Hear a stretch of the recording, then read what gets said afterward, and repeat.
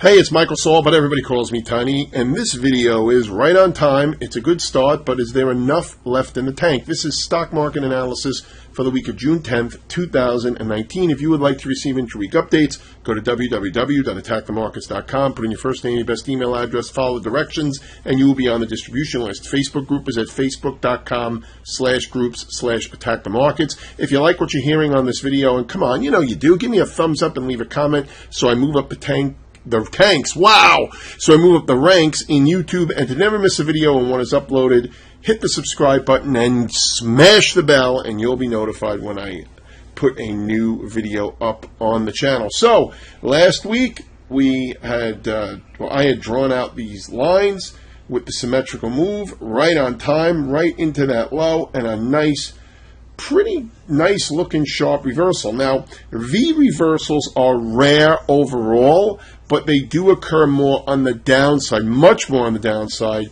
than on the upside. So what do I mean by is there enough left in the tank? I'm talking about is there enough left in the tank to go to new highs right here, or are we going to need a pause?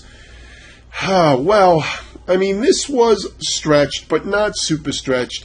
I think we're pretty much close to putting in a short-term high here, not to get short, not for a bear market to come in or any of that stuff, but for a pause or a small pullback. I'm going to be watching that to break out above this horizontal level here. Let's call it 289.40. I don't have my glasses on, so that may be an 88.40. Oh my goodness. Okay, so how about this video, huh? You have to come up with your own numbers. But whatever this number is, yeah. Alright, yeah, I think it's 288.40. Alright, whatever it is. If it gets above those that level with a nice pop in momentum, we should go up to new highs on the S&P 500. Dow looks similar. NASDAQ lagging a little bit here. Going to take a look at that in a second.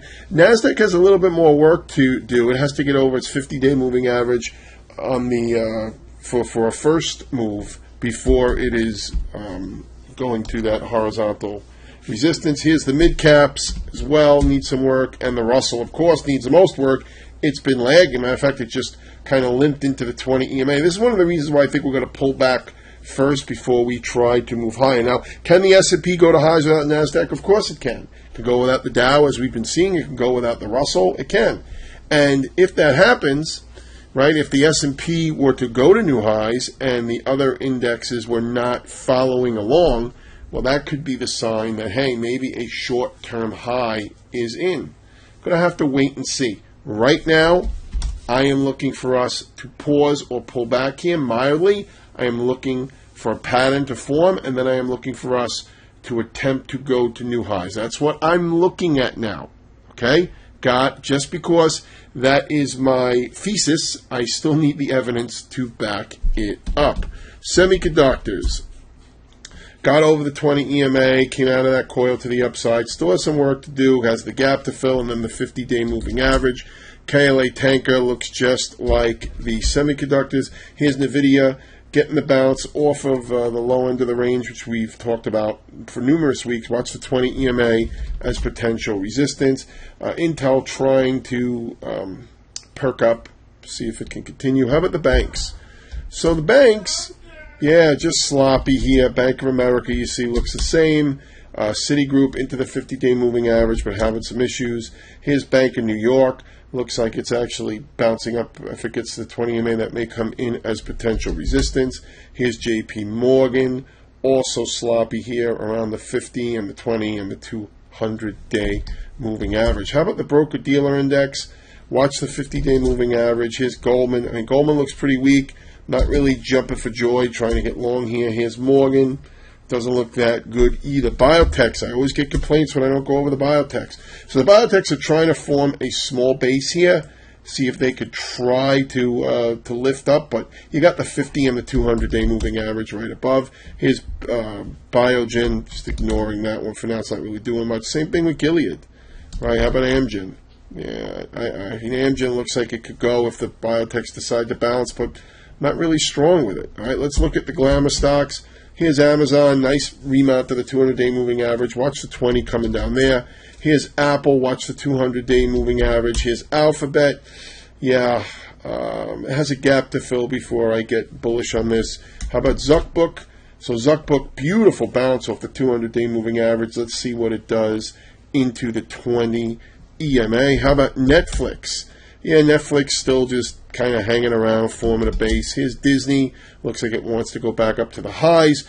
Full disclosure, my kids own Disney stock. Can't really pump and dump a stock of this size, especially with the size that, with the amount of shares they have, but I'm not looking to sell their shares into it anyway. Just thought I would disclose that nonetheless. How about Tesla? Tesla on the bounce. I mean, to me, I am not looking to get long this stock. I think it has a lot of problems ahead of it. Okay, what about Tilray? So I get a lot of questions on the pot stocks, and there's a lot of good opportunities out there in the marijuana stocks. I think it's going to be legal across the country one day, and I think sooner rather than later. But you can see here, this is in a pretty good downtrend here. Full disclosure, last I heard, my father-in-law owned this stock. I think he bought it back here. He did not sell it up here, so he may still own this. Again, I'm not looking to pump and dump anything like this. I don't even think he watches my videos. Here's GW Pharmaceuticals. A little sloppy, but looks stronger, obviously. You can see it's coming off the highs here. How about Caterpillar? John Deere looks better than Caterpillar, but nothing there. How about bonds? Yeah, bonds continuing to move higher. So let's see if it continues to go higher. If you have adjustable rate mortgages, you're happy. Mortgages, you're happy about that. Here's oil trying to get a bounce. Remember, the seasonal high in oil usually comes in around July 4th. Of course, that would be the July 4th holiday. That would be a pretty nice move from here. It doesn't mean it has to happen, right? It could form a lower high, and that could be a high, whatever it is. Or it doesn't have to form the high around there at all. Here's gold taking off. Mike Swanson, boy, called this one. Said gold was starting to wake up. Nice push here, a little spinning top, so I wouldn't be surprised if there was a pullback here. Here's the miners, also in sync as well, so acting well. Recap, nice short video this week. Recap, I think we're going to get a pullback or a pause here. We could have enough to get up to new highs. I think if we do, though, it's only going to be in the S&P for now if we're not going to go without a pause. But after a pause or a pullback, that could give the money some time to get in and get more in sync with the major indexes and try to get a nice move higher together. Questions? Tiny@attackthemarkets.com. Have a great trading week. Don't forget to give me a thumbs up. Leave a comment if you like what you heard. Hit subscribe, smash the bell, and sign up for the free intra-week email list at attackthemarkets.com. Have a great week.